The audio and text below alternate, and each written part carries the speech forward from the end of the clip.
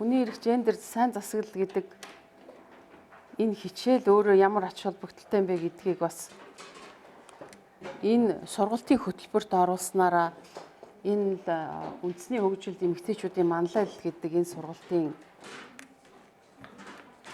үндсэн гол зорилтуудаас хэрэгжих болов гэж ингэж би бодож байна.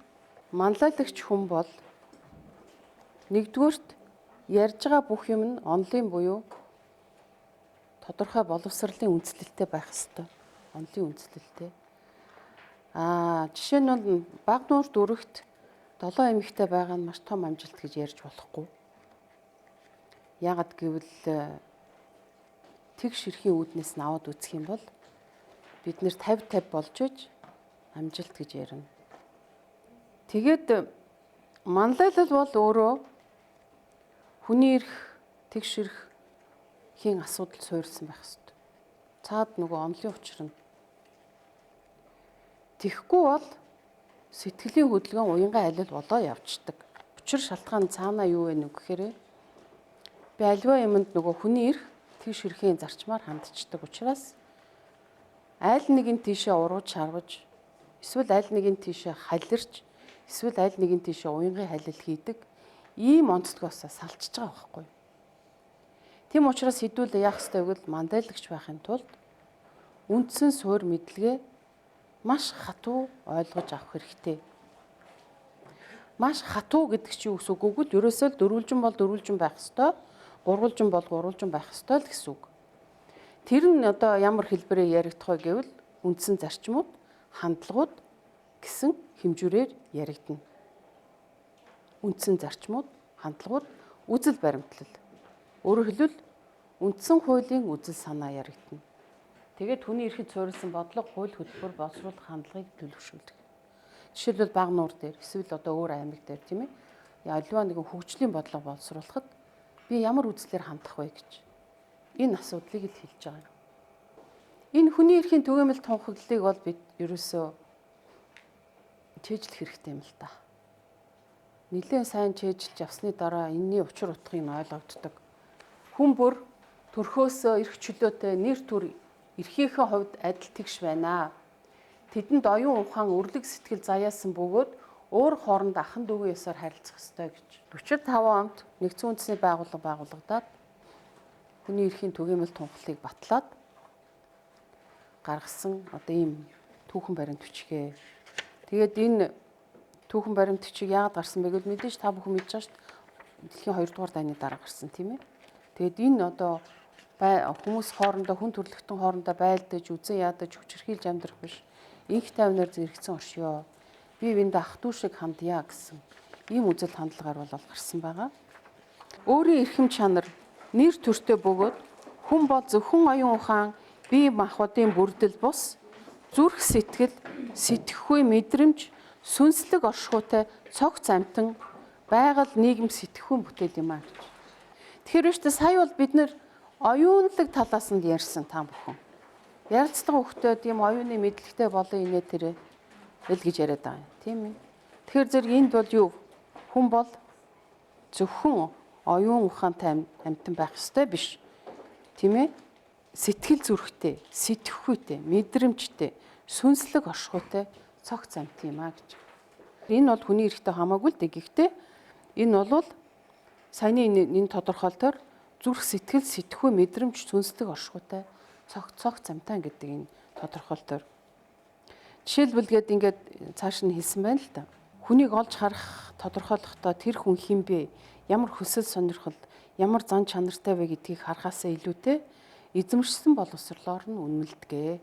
Зөвхөн оюуныг хөгжүүлэхэд анхаарах нь бие махбодын хөгжлийг эс анзаарч эрүүл мэндийг орхигдуулдаг, хүний дотоод сэтгэлийн буюу хүн чанар мэдрэмжийг үл оошох түргэдэг гэж. Одоо жишээ нь сургуулиудад яаж гэнэ вэ? Тоо бодуулаад ном бичүүлээд байгаа болохоос биш энэ хүүхдийн зүүн тархийг ерөөсөө хөгжүүлэхгүй ш. Зурж чадахгүй байна. Өнөөдөр та нар өөрсдийгөө харлаа ш. Зурж чадахгүй байсан тий. Би их муу зурдаг юм аа л гэдээс эн чинь та нарын буруу биш. Сургуульд ерөөсөө та нарыг хөгжүүлээгүй. Зүүн тархийг чинь хөгжүүлээгүй. Биеийн тамираар бие бэлтрээч хөгжүүлээгүй ийм сургууль боловсрал байгаа нөхцөлд бид нар хүний эрхийн тухай өөрөөр л ярих хэрэгтэй болно гэх мэтлэн. За ихэнх хүмүүс бол хүний эрхийг төрөөс хуулиар дамжуулан олгогдсон боломж гэж ойлгодог. Тэгвэл энэ биш юм аа. Энэ бол ерөөсөө төрлөхөөс заяасан салшгүй чанар юм гэж. Тийм учраас энэ нь өөрөө эргээд өөрийгөө хамгаалах хэрэгс болтгоо. Өөрийгөө хамгаалах. Энэ эрх надад заяагдсан. Энэ эрхийг би эдэлж чадахгүй байгаа учраас би өөрийгөө хамгаалах ёстой. Бусдыг хамгаалах ёстой. Ийм асуудал яригдана. За хүний эрх гэхээр минийх биш хүнийх гэж ойлгодог. Өөрт нь хамаарлгүй гэж боддог, тийм ээ? Тэгээ өөрөөр хэлбэл манлал их эмэгтэйчүүдийн хувьд бол за энэ надад учраагүй юм чи энэ тэр яах вэ? Тэр өөр хүн байгаа юм чи энэ хажуу айлд болж байгаа юм чинь хамаагүй биш. За олон хүн хүний эрхийн тухай үнэн зөв гүнзгий мэдлэг байхгүйгээс эрхээ зөрчигдөж байгааг мэддэггүй. Тийм л байх ёстой юм шиг хүлээн авдаг, хүлцэн твждэг. Нөгөө талаас бусдын эрхийг зөрчиж байгаагаа бас мэддэггүй. Тэгээд бид яах ёстой вэ? Бид бол одооноос эхлээд юу гэж ойлгох ёстой? Хүний эрх бол заяамал. Өнөөдөр дорж дулмаа хоёрт нэг охин төрсөн, нэг хүү төрсөн. Тэр охин байх уу, хүү байх уу гэдгээс үл хамааран заяамал эрхтэй төрж байгаа. За түгээмэл гэдэг бол хүний эрхийн хуулиудын тулгын чулуу. Өөрөөр хэлбэл түгээмэл гэдэг бол бүх хүнд хамаатай гэсэн үг. За наад захын стандарттай байх ёстой. Наад захын стандарт. Өөрөөр хэлбэл хүмүүний эрхэм чанараа хадгалан амьдрах нөхцлөөр хангах зорилготой зайлшгүй шаардлагатай ийм зүйлүүдийг наад захын стандарт. За ёс суртахууны болон эрх зүйн хэм хэмжээтэй. Хүний зам ёсны эрх чөлөөг төр болон бусад этгээдээс хамгаалхаа. За саяны хэлдгийг энд товчлоод бичсэн байна, тийм. Төрлөх чанартай, наад захын стандарттай, ёс суртахууны болон эрх зүйн хэм хэмжээнүүд нь заавал байх ёстой. За энийг бас адилхан өөр дүрсээр үзүүлсэн байгаа. Түгээмэл, салшгүй, цогц харилцан уялдаа хамааралтай, хуваагдашгүй, шатлалгүй, оролцоо болон бүгдийг хамарсан байх ёстой, тэгш ялгуургүй байх ёстой гэд. За зам ёсны эрхийн мөн чанар гэд энд бас та бүхэнд өгөгдсөн байгаа. За төрөлхийн мөн чанар гэд юугаа хэлээд байгаа юм бэ гэхээр хүн бүр төрхөөсөө эрх чөлөөтэй. Сүүлийн үед энэтэй холбоотой юу яригдж байна гэвэл төрийн албан тушаалтны эрх чөлөөний тухай асуудал бас яригдаад байна. Эрхийн тухай. Тэгэхээр энэ эрх гэдэг бол зөвхөн эргэн хүндээ яригддаг зүйл гэдгийг анзаарч авах хэрэгтэй. Албан тушаалтанд бол үүрэг хариуцлага бүрэн эрх гэж байгаа. Тэр бүрэн эрхийнхээ хүрээнд иргэнийхээ өмнө хүлээсэн үргээл биелүүлнэ. Ийм учиртай. За заяамал гэдгийг сая тайлбарлсан тий. Хин нэгэн гадны этгээдээс өгсөн зүйл биш, олгосон зүйл биш. Бурхан нь ч өгсөн юм биш. Энэ төрхөөсөө юм. За салшгүй. Төрхөөс өөхөх хүртэл салшгүй орших, салгаж болшгүй гэсэн. Хөгшин хүнд нэг эрх, залуу хүнд нэг эрх. Залуучууд л улс төрт орох ёстой. Тийм биш. Улс төрт бол хүн болгон орох ёстой. Мэдээж тэрийг хуулиар зааглаад өгсөн байгаа, тийм үү? Тэдээс тэдэн насан тийм ажил хийж болно. Эдээс эдэн насан тийм ажил хийж болно. Тэр битгий хэл одоо бусад орны жишгийг хараад байхад ерөнхийдөө 60-аас дээш насыг бол улс төрийн нас гэж хэлээд байгаа шүү. Улс төрчийн нас бол 60-аас дээш. 40-50 бол гүйцэтгэх нас. Хүний эрхийн зарчмуудыг одоо хэдүүлээ харъя. Хүний эрхийн зарчим бол тэгш байдлын зарчим 1. Сая нөгөө төрлөх чанартай холбоотой, тийм үү? Төрхөөсөө одоо адилхан бүгдээр ижлэхэн салшгүй заяамал эрхтэй төрдөг юм бол тэгш байх ёстой. Тэгш байх ёстой. Ялгуурлан гадуурхгүй байх зарчим төр засгийн үүрэг амлалтын зарчим. Тэгш байна гэхээр их учиртай. Тэгш байдлын зарчим бол та бүхэнд хэлэхэд төрхөөсөө л одоо бүгдээр ижил тэгш эрхтэй юм чинь үндсэн хуулиар одоо эрхтэй эмэгтэй тэгш эрхтэй гэд ингээ заагаад өгч штэ тийм ээ. Тэгсэн хэрнээ амьдрал дээр болохоор тэгш биш байгаад идэг. Тэгээ энэ ямар учиртай вэ? Энэ тэгш байдлын зарчим юутай холбоотой вэ гэхээр хүн болгон тэгш байх ёстой. Гэхдээ тэгш байхын тулд ялгаатай хандах хэрэгтэй гэж. Ялгаатай. Хүн болгонд ялгаатай. Ялгаатай гэдэг чинь ялгуурлан гадуурхна гэсэн үг биш шүү.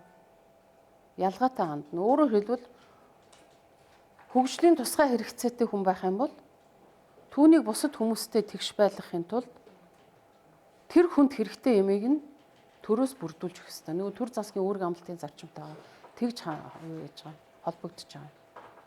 Тэр хүнд ядахтаа гэрээсээ гаргаад явах зам, талбай, тэрэг одоо юу гэдгийг тийм ээ? Шат автобусанд суухад одоо энэ өөрөөс нь ингээд тийм хүмүүс тийм тэрэг ордог юм тусгай шат буугаад ирдэг шүү дээ тавцан. Тийм юм.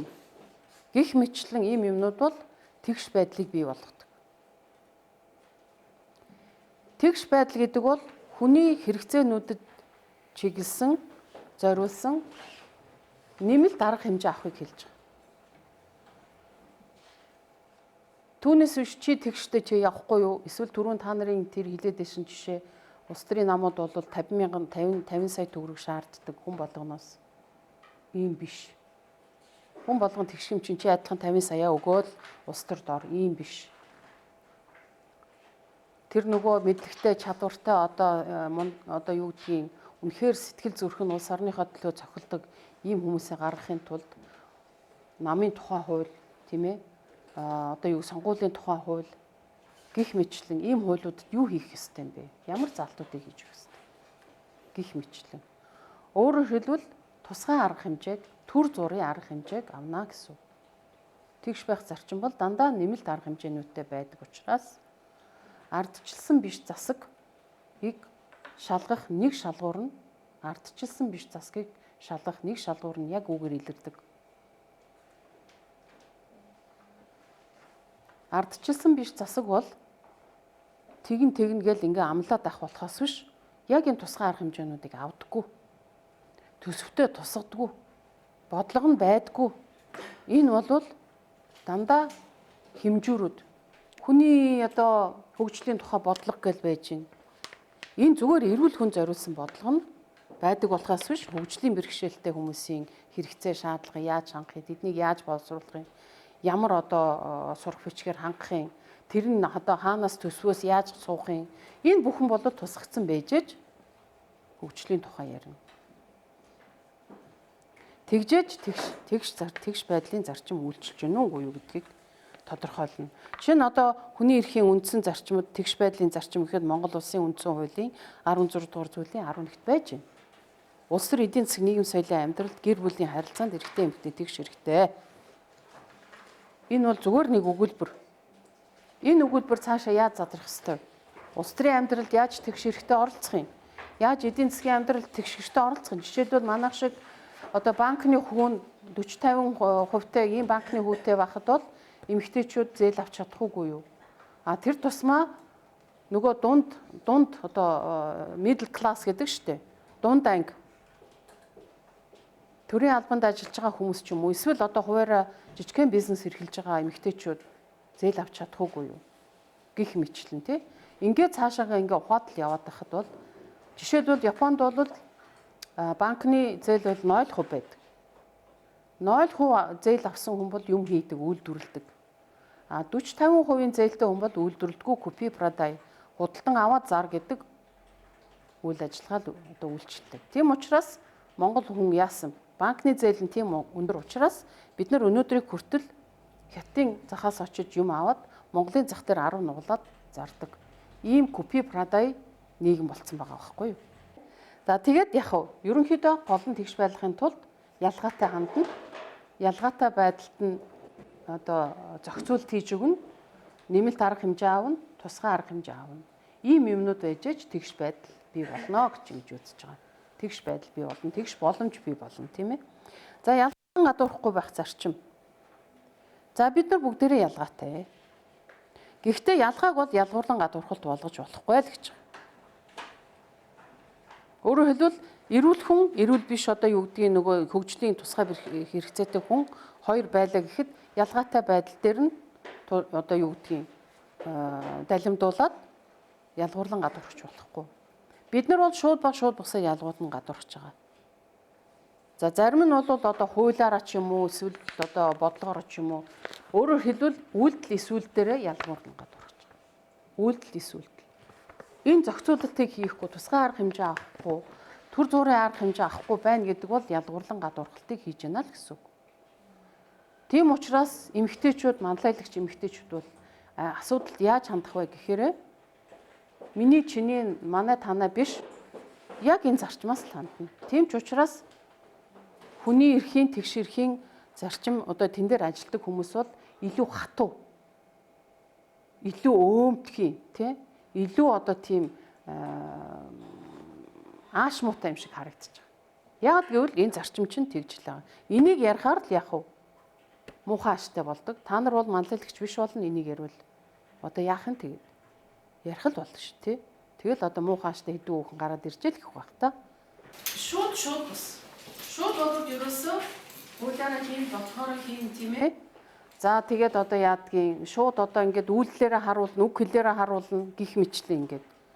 Шууд бос болвол эсвэл нэг юмнаас нэг ялгуурлан гадуурхалтаас нөгөө ялгуурлан гадуурхалт бий болж идэг. Жишээлбэл өнөөдөр Монгол улсад баян ядуугийн ялгаа их болжээ. Тэгэхээр нөгөө үндсэн хууль заасан тэгш байх, ялгуурлан гадуурхахгүй байх энэ зарчмууд чинь алдагдчихжээ. Одоо уг нь бол бид нар үндсэн хуулийн цэцэд хандж явах хэрэгтэй байхгүй юу? Энэ ядуурлын төвшин, энэ баясан одоо баячуудын төвшин хоёр ингээд ийм болчихжээ, ийм баримт, ийм тоо баримтаар ингээд гаргалаа. Тэгээ одоо энэ бол үндсэн хууль зөрчсөн байна. Энийг арилгаж өгөө, энэ хуулийг өөрчлөө, энэ бодлогыг өөрчлөө гэд ингээд явж явах хэрэгтэй байхгүй юу? Уг нь. Тийм болохоор хэдүүлээ яах хэрэгтэй. Иргэн хүн үндсэн хуулийн цэцэд гомдол гаргадаг шүү дээ, тий? Иргэн хүн миний байглаас заяасан одоо салшгүй тий энэ цогцохоо ирэх маань ингээд зөрчигдсөн байна. Ингээд үндсэн хуулийн цэцэд хандж явах хэрэгтэй. Иргэн болгон. Өнөөдөр бид нар тийм мэдлэг байхгүй байгаа учраас хандаж чадахгүй байна. За тэгээд одоо жишээлбэл түрүүний одоо нэг ялгуурлан гадуурхалтаас нөгөө ялгуурлан гадуурхалт яаж үүсч байна вэ? Одоо ингээд боловсролын салбарт аваад үзье. Кембрижийн систем гэд гарцсан. Хэсэг бүлэг гайгүй айлын хүүхдүүд сурдаг. Цөөхөн хідэн одоо сургууль дээр туршиж байгаа ийм сургуультай байна гэж байгаа. Нэг гмийн дээд үзээд нөгөөхийн дордод үзээд тийм үү? Боловсролын систем уг нь бол тэгш хэрэгтэй шүү дээ. Нийгэм соёлын амьдралд бол эргэн хүн болгон тэгш хэрэгтэй. Гэтэл чинь энэ тэгш хэрхийг зөрчөөд тиймч сургууль, иймч сургууль ингээд байгуулчихаар яадаг юм. Одоо ингээд амьдралаа нь хараад бай. Одоо жишээлбэл ингээд бусад улс хооронд байгаа манай ч гэсэн байгаа. Улс төрийг чинэлэг айл өмчилж авч байна. Чинэлэг айлын гэр бүлийнх нь улс төрийг тий эн чин жирийн дунд хүмүүст улс төрийн эрх хэрэгжүүлээ байхгүй байна л гэдгийг хэлж байгаа. Сонгогдох хэрэгжүүлээ гадаг магадгүй сонгох хэрэгжүүлөөж байхгүй. Ийм болгож өгч байгаа. Тэгэхээр бүр цаашлаад одоо бид нар чинь өнөөдрийн энэ амьдралыг бол зөвхөн дүүрэг дээрээ зөвхөн өөр дээрээ зөвхөн гэр бүл дээрээ авч үзэж болохоо байчлаа шүү дээ. Одоо нөгөө 18 дугаар зуунаас эхлээд явсан тэр бодлогыг бүр ингээд дэлхийн том системд нь харах хэрэгтэй болж байгаа байхгүй юу? Том системийн одоо юу гэдгийг тэр неолиберализм гэдэг сүүлийн үед ярьдаг болчлоо шүү дээ, тий? Либералчлах үзэл хандлага. Энэ юуг бий болгож байна вэ? Тэгш байдлын эсрэг бодлого, үйл ажиллагаа үйлдэлүүд хийгдээд ихснийг харуулж байгаа. Өөрөөр хэлбэл нэг хэсэг нь баян болоод хувьчлалаар бол яасан? Нэг хэсэг нь их баяжсан тийм үү? Нөгөө хэсэг нь ядуурсан. Шинэ либерализм болвол хувьчлалыг их дэмждэг. Хувьчлаатай.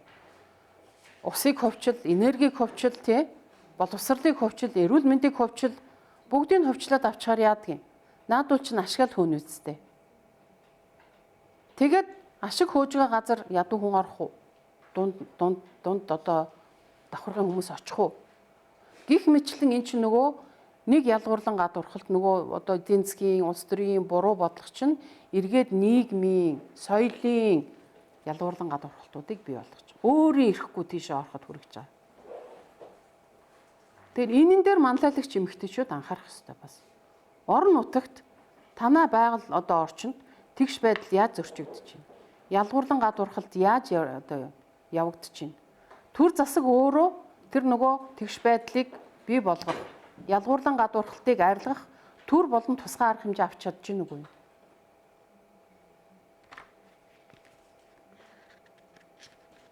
За энэ доор би бас бичсэн байгаа. Энэ гурван зарчимтай холбоотойгоор энэ төр засгийн үүрэг амлалтын зарчим бол манай үндсэн хуулийн 19-р зүйлд заагдсан байна.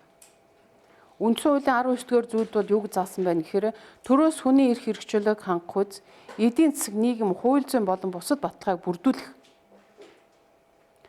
хүний эрх хэрэгжүүлэг зөрчигтэй тэмцэх, хүндэгдсэн эрхийг сэргээн эдлүүлэх үүргийг иргэнийхээ өмнө хариуцна. Үндсэн хууль дээр маш тодор бичсэн байгаа. Тэр энэ бол зарим хүмүүс төр гэж юу ингээд бас асуугаад байх шиг байдгийг. Төр бол 3 зүйлээс бүрдэж байна. Хууль тогтоох, гүйцэтгэх, шүүх засаглал. Энэ 3 нийлээд төр болж байна. Энийг бас та нар бас мэдээд авах хэрэгтэй.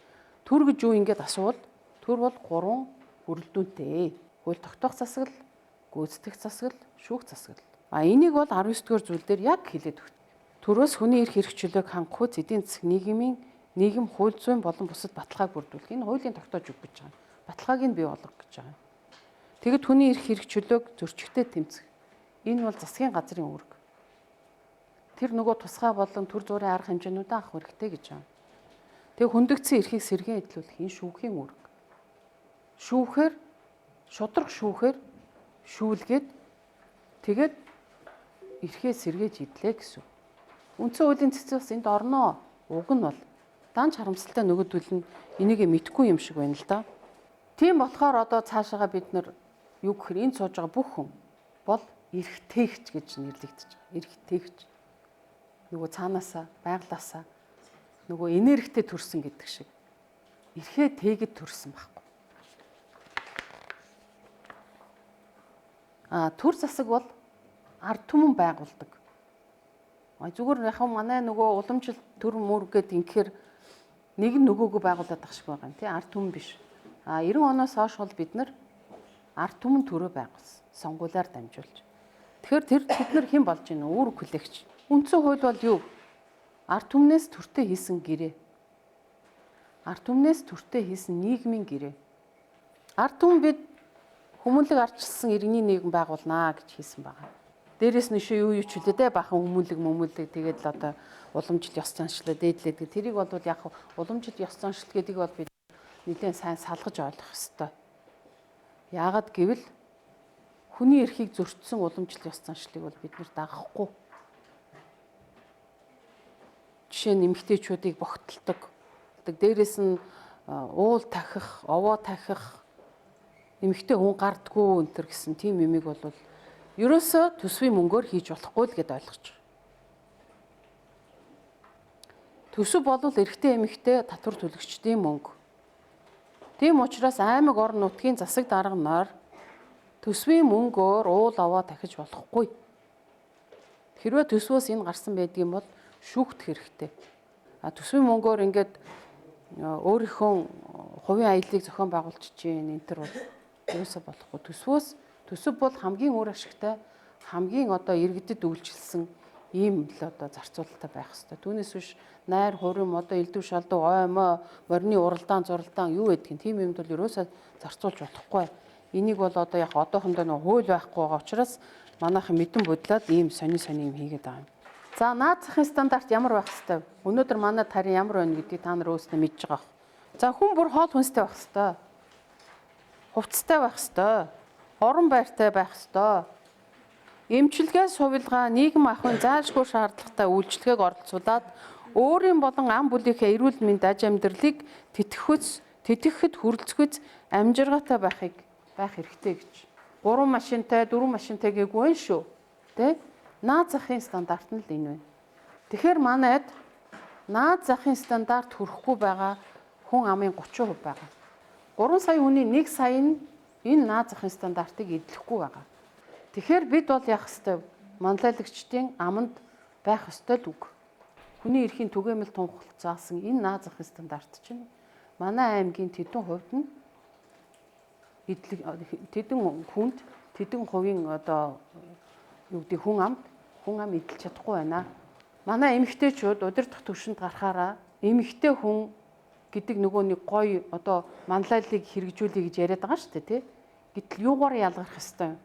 хүний эрхийн мэдлэг, гендерийн тэгш эрхийн мэдлэг, төр засгийн үүрэг амлалтын мэдлэгийн гүн гүнзгий ойлгосон түүнийгээ шаарч чаддаг энэ шин чанараараа тодорхой ёстой. Тэгэхээр тийм гендерийн тэгш эрхийг засаглалын асуудлыг энэ манлайлалын сургалтанд оруулъя гэдгийг чухал одоо шинж чанар нь энэ л дээ. Яагаад та бүхний сургалтанд үүнийг оруулж өгсөн бэ гэж. Та нар бол энэ сургалтанд орсноороо ийм мэдлэг, ийм боловсрол олоогүй хүмүүсээс өөр төвшөнд очих ёстой. Өөрийнхөө оюун ухааныг цэгцлэх, анализ хийх, задлан шинжилгээ хийх энэ бүхийг, энэ чадварыг эзэмшиж авснараа онцлогтой болж байгаа. За энэ бол чимдгүй үг ээ. Үндсэн хууль таны төлөө, иргэн бидний төлөө засаг төрийн байгууллагуудын дур зоргын эсрэг сүрэн зогсдог гол хууль юм а гэж. Үндсэн хууль бол иргэдэн төртөө хийсэн нийгмийн гэрээ. Тийм ээ. Тэгээд үндсэн хууль бол иргэн хүнийг төрийн дур зоргоос хамгаалдаг гол хуулиа гэж.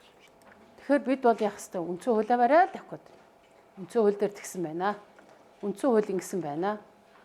Энэ хууль чинь үндсэн хуулийг зөрчиж байна. Энэ бодлого чинь үндсэн хуулийг зөрчиж байна. Нөгөө үндсэн хуулийн 3 том зарчмыг сая ярьчлаа шүү дээ. Тэгш байх, ялгуурлан гадуурхгүй байх, төр засгийн үүрэг амлалтын. Энэ 3 зарчим. Энэ таны одоо орон нутгийн хөгжүүлэх бодлогоч байдаг юм уу, тийм ээ? Энэ бүх юм дээр чинь зөрчигдөд байна шүү. Ялгаад байна шүү. Бишээ, ялгуурлан гадуурхаад байна шүү гэдэг. Хүний эрхийн баталгаа юу байд юм бэ? Та бүхний одоо гартаа барих ёстой баталгаач юу? Хүний эрхийн олон улсын эрх зүй, үндсэн хууль, үндэсний хууль тогтоомж. За тэгэл юм болохгүй юм бол тушуухан үндсэн хуулиа бариад авах хэрэгтэй. Тэгэл олон улсын гэрээн дээр юг заасан байна энэ асуудлаар. Монгол улс яана гэсэн байна. За үндэсний хууль тогтоомж бол үндсэн хууль болон олон улсын гэрээ зөрчит юм а. Энийг заавал одоо харах шаардлага байхгүй. Яг хүний эрхийн баталгаан дээр. Гэхдээ баталгаажуулаад өгсөн хууль байл сайн л байна. За бусдын эрхийг хязгаарлах үндслэл гэж бас байдгаа. Өөрөөр хэлбэл бусдын эрх чөлөөгөөр одоо миний эрх тийм ээ бусдын эрх чөлөөгөөр хязгаарлагдана. Энийг бол хүн болго мэддэг. Тэгсэн мөртлөө ерөөсөө хийдэггүй. Адилхан нэр төртөө гэдгээ ерөөсөө мартчихдаг. За тэр тусмаа төрөөс иргэнийг дарамтлах дур зоргоороо одоо өөрийнхөө эрхшил байлгах гэсэн альва бодлого бол байж болохгүй гэдэг асуудал ардчилсан нийгэмд. За нийгмийн дэг журам, ёс суртахуун, эрүүл мэнд, аюулгүй байдлын үүднээс бас хязгаарлаж болдог. Энийг бас хуулиар л хийн. Гэхдээ хууль хэрвээ одоо жишээ нь 7 сарын 1 онц байдал тогтоосон тийм ээ. Онц байдал тогтоохдоо маш олон хүний эрхийг зөрчсөн. Нөгөө одоо байцаах, мөрдөх, урдчлан одоо хорих, төвд хорих энэ бүх зүйлээ бүгдийг зөрчсөн байгаа. Тэгээд яг хүний эрхийг яг ийм нөхцөлд ингэж хязгаарлана гэсэн хуулиач жишээ гаргаагүй эдгээрийг урьдчилан орхих төв мянгаар нь хорьсон байдаг ш.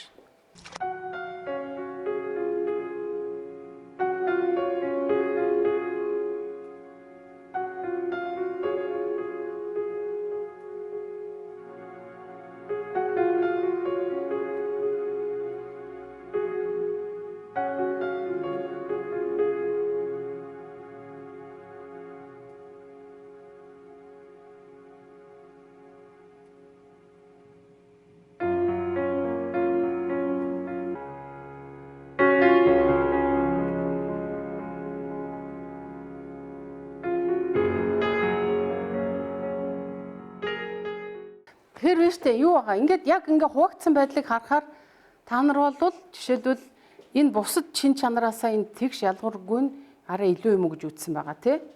За энд болохоор зэрэг салшгүй нь илүү. За энд болохоор цогц суйлдаатай нь илүү. Энд болохоор түгээмэл илүү. Энд болохоор хуваагдшгүй шатлалгүй нь илүү. Энд оролцоо бүгдийг хамарсан байх ёстой гэдэг нь илүү гэж ингэж үзэж байна тий. Гэтэл чинь хүний эрхийн зарчим бүгд адилхан. Бүгд ижил төвшөнд ярив. Тэ? Жишээлбэл одоо эхлээд тэгш ялгуурлан гадуурхгүй байх зарчмыг хэрэгжүүлчихэд бусдын дараа нь үзий даач гэдэг юм уу тий. Бусдын дараа нь болъё даач гэдэг юм уу. Ингэх биш. Өөрөөр хэлбэл хүн одоо 5 хуруутай 6 хуруутай эсвэл 7 хуруутай байдаг юм бол тэр бүх хуруунууд нь бүгдээрээ хэрэгтэй гэсэн үг.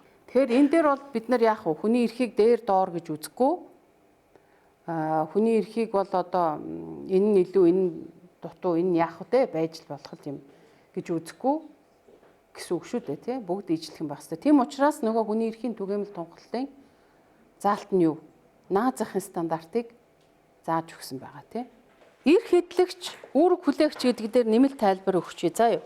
Тэгэхээр ер нь манлайлагчдын хувьд бол бүх асуудалд эрхэд суурилсан хандлагаар л хандна. Тэр юу гэсэн үг вэ гэвэл нөгөө эрх хэдлэгчийн маань эрх юу болж байгаа вүлээ? Энэ асуудлаар ч ямар юм болох, юу болчих гээд байна гэсэн байдлаар л хандна.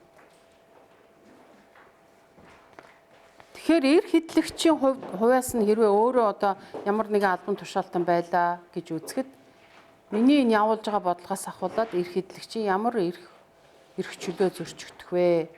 Юу нь тэгш биш байдалд орчих вэ? Юу нь одоо ялгуурлан гадуурхалт бий болгочих бол тийм ээ юугийн төр засаг өөрөө хэрэгжүүлэх ёстой байснаа алгасаад байна, хийхгүй байна. Эсвэл чимээгүй байгаад байна гэсэн ийм дүгнэлтийг бид нэр цаг ямагт хийх ёстой л доо. Хэрвээ бидний хандлага ийм болчих юм бол та нар бол жинхэнэ манлайлагч болно. Чанарын хувьд нь яриад шүү дээ би. Манлайлагч хүн бол зүгээр яг жирийн хүмүүстэй адилхан тийм үгээ явж иж болохгүй байхгүй. Тэгээ эрх хэдлэгчийг ингэсэн байгаамаа. Нэгдүгээрт нь тэр хүн бол эрхээ хүндлэх, эрхээ хамгаалах, эрхээ шаардах, өөртөө адил эрх хэдэлж байгаа бусад хүмүүсийн өмнө хариуцлага хүлээх гэж. Энэ бол нөгөө эргэн хүний хариуцлагын асуудал. Чинь хажууд нь хүн зодож хахад зүгээр чимээгүй яваад өгч болохгүй. Түүнийг заавалчгүй хууль хяналтын байгууллагт мэдэгдэх ч юм уу тийм үү. Эсвэл нь одоо очиж ядаж нэг эрх мэрхий ярьсан байх хэрэгтэй байхгүй юу? Би хүний эрхийн ажилтан байна ч гэдэг юм уу тий гэж мэд ярихаар араа дээр болдго юм биш шүү дээ. Бас айгаад ах шиг байгаа шүү тэр хүмүүс ч. Би хүний эрхийн ажилтан байна гэхээр тэгээ бүр хантаа зөмсөд явхаар бүр гоё. Тийм гоё болт юм билээ. Энэ бол хувь хүний хариуцлага. Түүнээс биш одоо юу гэдгийг баахан эрх гэж ярьсан юмнууд ерөөсөө хариуцлага байхгүй. Гэт одоо төр шиг хариуцлага хүлээх гэдэг байхгүй эргэн хүнд. Төрийн хүлээх хариуцлага нэг өөр. Эргэн хүний хүлээх хариуцлага нэг өөр. Эцэг эхийн хувьд, ах トゥ хамаатан садны хувьд тэгжил одоо нөгөө хүн ёсны асуудал юм уу да тийм ээ. За үүрэг хүлээгч нь яах ёстой?